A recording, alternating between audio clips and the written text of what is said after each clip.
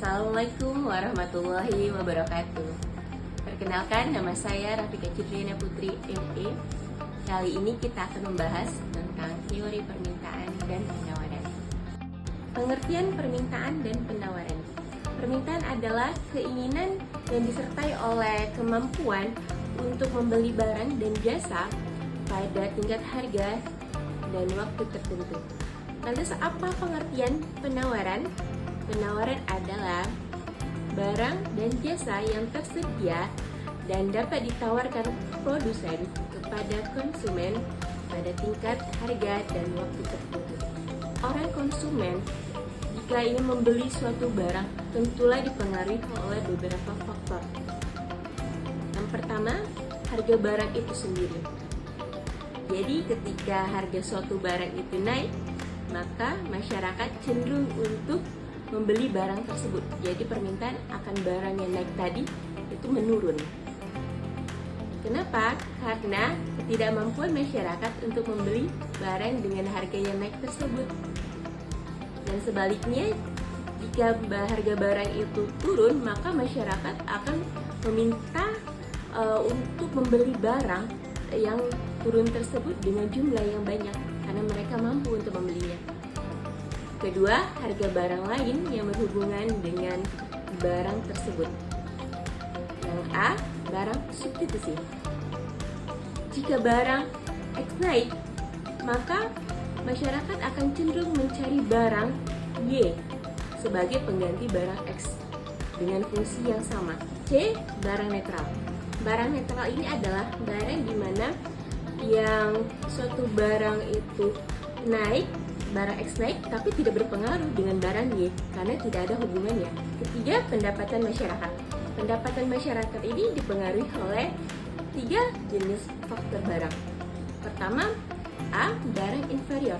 Barang inferior ini adalah barang yang sering diminta atau digunakan oleh masyarakat yang berpendapatan rendah. Yang B, barang esensial. Barang esensial itu adalah barang pokok. Contohnya aja beras. Jadi kalau harga beras naik, masyarakat tetap membelinya. C, barang normal. Barang normal ini adalah barang yang bisa disebut barang keinginan atau kebutuhan. Keempat, ada distribusi pendapatan. Nah, distribusi pendapatan ini ketika orang-orang kaya dimintai pajak yang lebih tinggi dan hasil pajak tersebut didistribusikan kepada orang yang berpendapatan rendah, maka permintaan terhadap barang dari sisi masyarakat yang berpendapatan tinggi akan rendah, akan cenderung menurun. Kelima, ada selera masyarakat. Artinya jika suatu barang itu populer gitu ya, lagi ngetren nih, maka masyarakat cenderung untuk ingin membelinya. Otomatis harganya pasti akan FOMO namanya, ikut-ikutan gitu. Keenam, ada jumlah penduduk.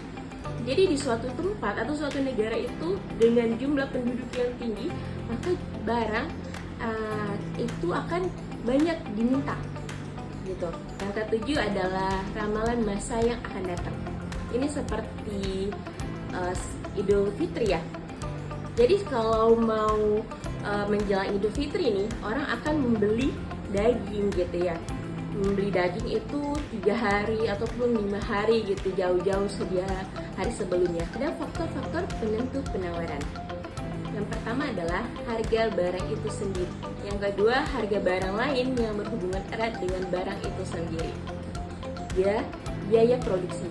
Keempat, ada tujuan perusahaan. Yang terakhir, ada teknologi yang digunakan. Kita masuk kepada hukum permintaan. Hukum permintaan yaitu jika harga barang itu naik, maka permintaan akan turun, dan sebaliknya jika harganya itu turun, maka permintaan akan naik. Hukum penawaran. Selanjutnya kita di hukum penawaran nih. Hukum penawaran yaitu jika harganya naik, maka barang yang ditawarkan akan naik. Jika harga barang itu turun, maka penawaran terhadap produk tersebut akan berkurang.